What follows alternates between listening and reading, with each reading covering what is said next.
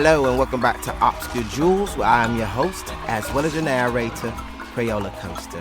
And today, we'll be reading from Disney's The Lion King, The Magical Story by Paragon. This edition was published by Paragon in 2011.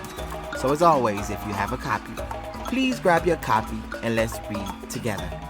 As the morning sun rose high over the African plain, animals and birds gathered at the foot of Pride Rock. "There he is," one of them cried suddenly. "There's the new prince." Everyone cheered and stamped their feet. "Welcome, Prince Simba," they shouted. They watched in silence as Rafiki, a wise old baboon, raised the lion cub high in the air. The clouds parted and the sun's rays shone down on the future king.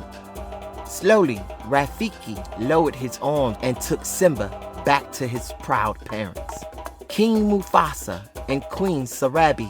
It was a very special day. Time passed quickly for little Simba. There was so much to learn. One morning, the king showed his son round the kingdom. "Remember," Mufasa warned, "a good king must respect all creatures, for we exist together in the great circle of life." Later that day, Simba met his uncle, Scar. The cub proudly told him that he had seen the whole of his future kingdom, even beyond the northern border. Scar asked slyly. "Well, no," said Simba sadly. "My father was forbidding me to go there." "Quite right," said Scar. "Only the bravest lions go there. An elephant graveyard is no place for a young prince." Simba hurried away to find his best friend, a young lioness called Nayla. Even though he knew it was wrong, Simba had decided to visit the elephant graveyard with Nayla that very day. He had no idea that Scar had ordered 3 hyenas to go to the elephant graveyard too. Scar wanted them to kill the cub as the first step in his plan to take over Mufasa's kingdom. Simba raced ahead across the plains, leading Nayla to the forbidden place. Eventually, they reached the pile of bones, and Simba knew they had arrived. "It's creepy here," said Nayla. "Where are we?" "This is the elephant graveyard," Simba cried. He was looking at a skull when he saw Zazu, his father's advisor. "You must leave here immediately," Zazu commanded. "You are in great danger." But it was already too late. They were trapped. 3 hyenas had surrounded them, laughing menacingly. Simba took a deep breath and tried to roar, but only a squeaky rumble came out. The hyenas laughed hysterically. Simba took another deep breath.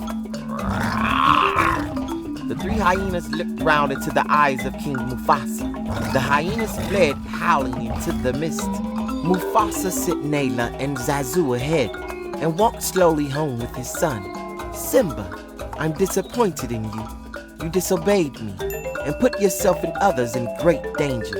Simba felt terrible. "I was only trying to be brave like you," he tried to explain. "Being brave doesn't mean you go looking for trouble," said the king gently. The moon shone brightly above them, and the stars twinkled in the dark sky. Mufasa stopped. "Look at the stars. From there, the great kings of the past look down on us. Just remember that they'll always be there to guide you, and so will I." Simba nodded. "I'll remember." By the next day, Scar had devised another plan to get rid of Mufasa and Simba. He led Simba to the bottom of a gorge and told him to wait for his father. Then the hyenas started a stampede among a herd of wildebeest. At that moment, Mufasa was walking along a ridge with Zazu. "Simba," he cried, "I'm coming." The king raced down the gorge and rescued his son, but he could not save himself. He fell onto an overhanging rock as the wildebeest swept by him. Looking up, he saw his brother. "Scar, help me," he cried. But Scar just leaned over and whispered, "Long live the king." Then he pushed Mufasa into the path of the trampling wildebeest. When the stampede was over, Simba ran to his father's side. "Father," he whimpered, nuzzling Mufasa's mane. But the king did not reply. and Simba started sobbing. "Simba," said Scar coldly, "what have you done? This is all your fault." "He lied. The king is dead, and you must never show your face in the Pride again. Run away and never return." As Scar returned to take the royal throne at Pride Rock for himself, Simba stumbled, exhausted and frightened, through the grasslands towards the jungle. He took a few more shaky steps and collapsed. Hungry vultures circled above him. Eventually, Simba opened his eyes. A warthog called Pumbaa and Timon, a meerkat, were gazing down at him. They poured water into his dry mouth. "You nearly died," said Pumbaa. "We saved you." "Thanks for your help," said Simba. "But it doesn't matter. I've nowhere to go." "Why not stay with us?" said Timon kindly. "Put your past behind you. Remember, Hakuna Matata. No worries. That's the way we live."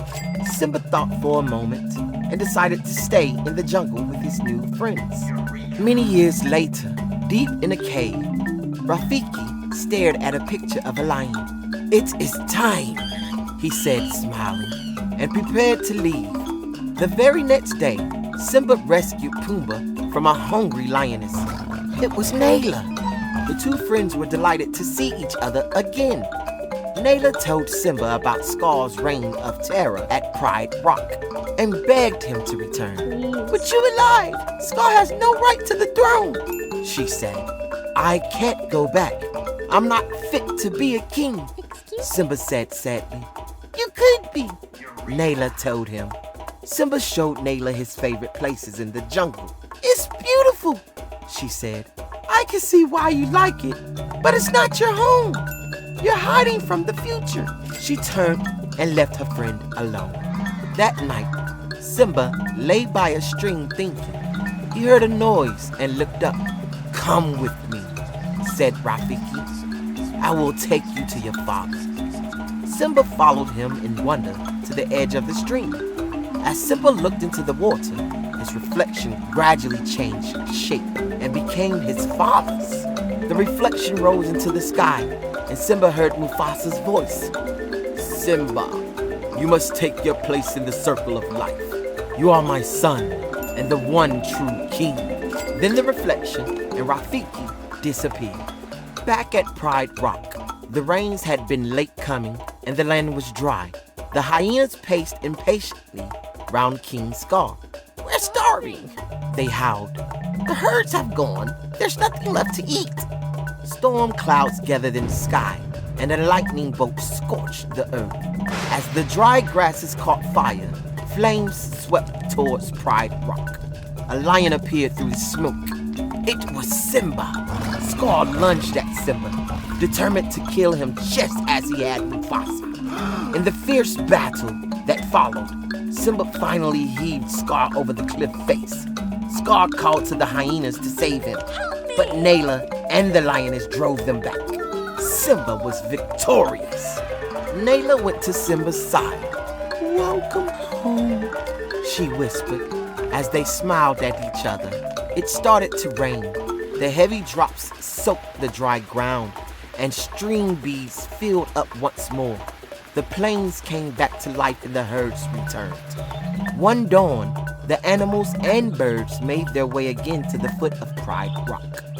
Watched by the lions, Pumbaa and Timon, Rafiki picked up a tiny cub.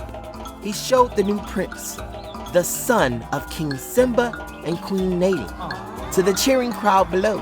That night, Simba watched the stars rise in the sky.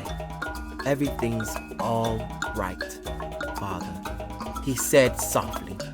"You see, I remembered." And the stars seemed to twinkle in reply. The end. And that was Disney's The Lion King, the magical story by Paragon. This is the 2011 published edition by Paragon. So as always, thank you all for tuning in, liking, subscribing, sharing, all the above. And as always, until next time, keep reading. Thank you.